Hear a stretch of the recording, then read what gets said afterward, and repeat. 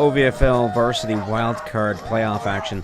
Lions taking on the London Mustangs. They met a couple weeks ago in the season. London winning that game 50-48. Bit of an upset there. These teams met last year in the playoffs. London winning that one in the first round, and the boys are fired up and ready to go. First possession for the Lions. Roberts will hand that ball off to Metcalf, and he'll get quite a few yards here for the Lions. Now here we've seen this many times this season. Roberts under pressure rolls out and finds McCracken deep. McCracken makes that catch, but he's out of bounds. It's not going to count. Roberts punching it ahead to McCracken again, putting them in striking distance. And then he'll hand that ball off to Salichev to get the Lions up on the board, 6-0 Cambridge. Possession for London now. Riley Pilkey with a big hit. That's not the last time you'll be hearing the Pilkey name in this show. Running to the outside, Henning preventing a first down there. The D-line getting in on the action too. Here comes Marcus Meredith with a big sack on the Mustang QB. Next possession for the Lions. Roberts pumping the fake. He'll go right over the middle to Beeksma. Then Roberts under pressure running the old Slim Shady pass around the outside. He'll find the man down the sideline, and it is complete. Then Roberts going deep to Brad Vince, sliding to grab that one. Roberts handing it off to Pham, but he's swallowed up by the Mustangs interior. And Roberts looking deep again to Beetsma. Caught it. Touchdown, Lions. Lions now lead 14-0. London getting a big 15-yard run from Cole Kussman on their next possession here.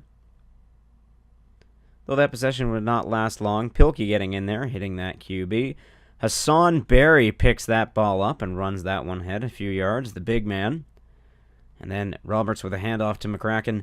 McCracken, he knows how to move around in tight spaces. He picks up a few yards for the Lions here.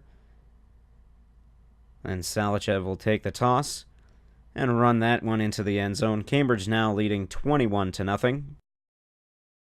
A few possessions later for the Lions. Roberts handing it off to Valinsic. He'll punch it ahead a few yards. And then again, he'll get the toss to the outside. Just about loses his footing here, but he does manage to stay up to run out of bounds. And then the next play, Roberts looking down the middle. It is picked off by number 13 of the Mustangs, Olinik. Beginning of the second quarter now, London looking to go deep here. This pass swatted away by Henning. His defensive coverage was on point tonight. And Ashton Pilkey, coming up with his second sack. Henning again with that great defensive coverage, making a tackle here, forcing London to punt. They'll run back and take the safety. Cambridge now leading 23-0.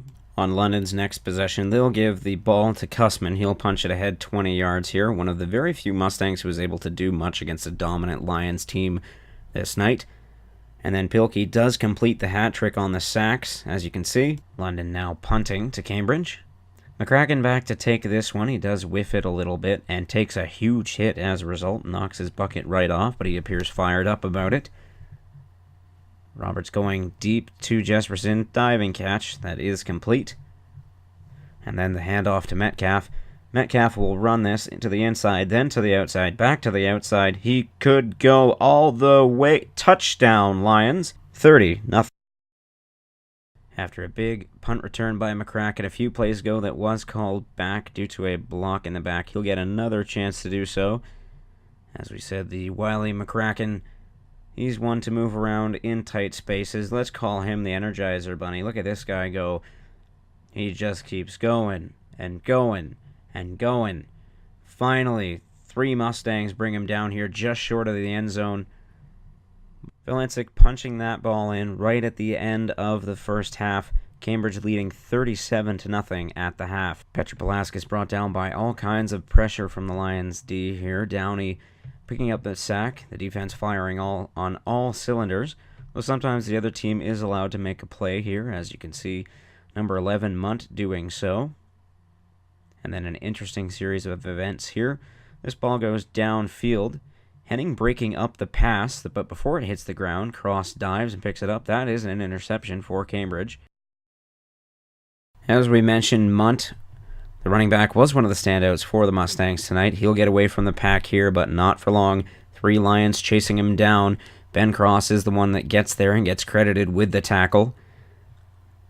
And then as Ferguson, the new quarterback, steps in, he looks deep into the end zone.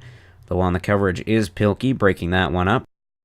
New quarterback in for the Lions now, Brendan Carey. One of the first plays he'll make is to call his own number, taking a bit of an extra hit after the play. Lions picking up a few yards in penalties there. Then the handoff to Metcalf. Metcalf picking up plenty of yards, getting over half field. And then Carey looking deep to McCracken. McCracken not wanting to go down here. He'll hold on for as long as he can, just coming up short of the end zone. And then Carey decides that he's going to carry it again, this time right into the end zone. Cambridge now leading 44-0. But the nightmare isn't quite over for the Mustangs yet. Late in the fourth quarter, Riley Pilkey picking this one off. The brothers Pilkey having themselves a huge night on defense tonight.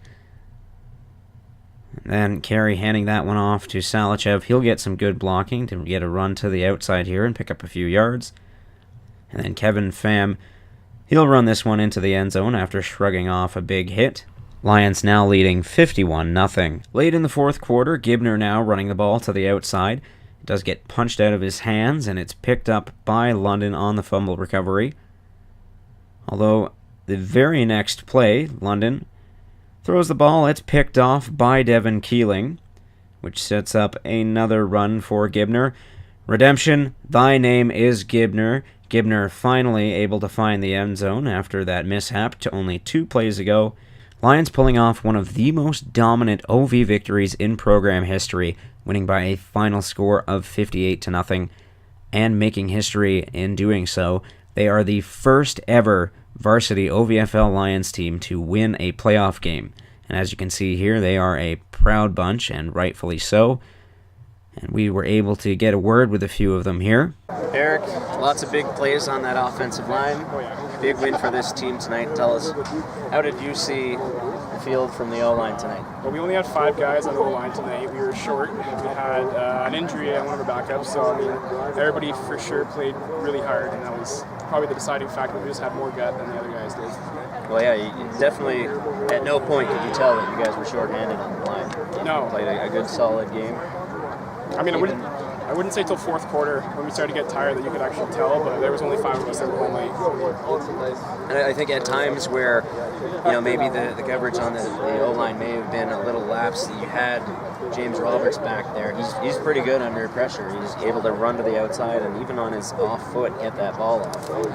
Yeah, James, I play high school ball with James. I have for my whole high school career, and the way he's developed as a quarterback and as a player and as a leader throughout those 4 years that I've been playing with him is just, it's awesome. He's for sure come along so far, and he's going to do fantastic at golf. Well, we look forward to seeing what's in store for the future for both you and James. Eric, thanks for your time today. Ashton, really big game. You had 3 sacks in that game, one of which led to an interception. What happened in this game that you were able to play your game and really get into that back, get to that back so often? Intensity. The team came out and really, really hyped. We were coming off the awesome run, so we were coming out hot and we just executed. Now this is, I don't know if you know this or not, this is the first ever win for a varsity team in Cambridge Lions football history. So what do you think that this win means for this entire program? Big, huge. Bill over here, he's making it happen. Players are coming out, we're getting the call up. That's huge. It shows the progression of the program. So big run from the big man. You pick up a ball that's lying on the ground, run it forward a few yards. What was that like for you? I had to do what I had to do. I saw it, and it's the thing that we needed to happen. It's all about execution every play. Got to get in there, right? Yep. So you had a couple big plays on the line this game. Tell us a little bit about your game today. Tell you the truth, I thought in the beginning, I thought it's supposed to be a game that everyone does their job, and everyone does their job. We're gonna make hits, and I don't want to be the guy that's only making the tackles. I want everyone to be in there.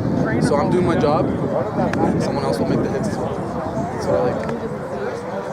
Awesome. And I think this is a game where everyone certainly did their job. It certainly reflects on the scoreboard. Final score of 58-0. First ever win for a varsity Cambridge Lions football. Well. It's huge for this program. So what's the plan moving ahead? How are you preparing to go into the next round? It's territory where Cambridge has never been before. Practice. Practice is solid practice. We had a great practice before this game, and we just need to keep having them. We did really well as defensively and offensively during practices, and that's what's going to make up the game.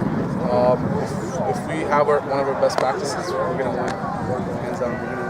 That's what I'm win. Coach, big win this week against London. Last time you faced them, you just they squeaked away with that 2-point win on you there. So you're able to get back and get some redemption on the field tonight. And even some redemption from last year, because you did meet them in the final last year, and they defeated you then. So you redeemed yourself from last year. First Cambridge Lions varsity playoff victory ever, and it comes under your belt. We've seen this team really turn around under your leadership here. What can you tell us about this team and how far it's come in your time here? Well, I think the result tonight speaks for itself as how it's come. We went from, when I took over, that team couldn't finish the season, to 2-6 season, to 3-5, to 6-2 in the playoffs last year, losing to London the same weekend last year, and now this year with a big win. It's just a testament to the kids, to the program Cambridge has set out, and there's no good players make good coaches, and that's what we have now. We have a team full of talented players who are starting to buy in, and we're working hard and we're working together, and the results are starting to show for it this year. And so next week you're sailing into some uncharted territory, the second round, which varsity Lions have never been into. How are you preparing for that game against what looks like it's going to be Niagara? It's just another game. It's just as straightforward as that. We played them. We know we can beat them. We thought we played very well against them the first time. Same thing. It's the only game we get to play. We have no guarantees that there'll be another week. So we just prepare Monday, Tuesday, Thursday. We'll go down there on the weekend. And we think if we played our ability, we should be able to win again. So looking at the OVFL results for round 1 of the playoffs, it's not really round 1 yet. Both of the Bantam and varsity teams were taking place in wildcard games, both coming out successful in those games. Bantam's winning an upset against the Hamilton Ironmen, while the varsity pull off a dominant win over the London Mustangs. Junior varsity not in action. They do have a bye into next week. We'll recap OMFL round 1 playoff action from this past weekend now. Bantams, their season is over. They did suffer a 48-6 loss to the Orangeville Outlaws, but the junior varsity and varsity teams are still alive. Junior varsity picking up a 28-7 victory over the Twin City Predators, while varsity picks up a 9-0 forfeit win over the TNT Express. Looking ahead to this weekend's action for the OVFL, Bantams will be taking on the Essex Ravens in Essex. Last time they met in Week 5, Essex did win that game by a final score of 26-12. That will be on Saturday, August 2nd at 1 p.m. In a rematch of Week 2, the Junior Varsity Lions will be facing off against the Brampton Bulldogs. They won that game by a final score of 34-21 during their previous meeting.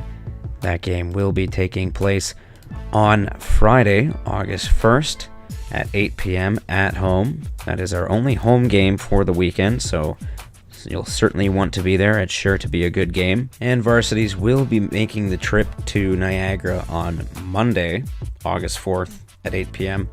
That's Monday. That's not a mistake. It is the long weekend. So if you're looking for something to do that weekend, if you don't have a cottage to go to, you might want to consider making the trip to Niagara. When these two teams faced off earlier in Week 4 of the season, it was quite an exciting game. Certainly one of the most exciting I've ever seen. Cambridge did come away with a victory in that game, winning it by a final score of 24-16.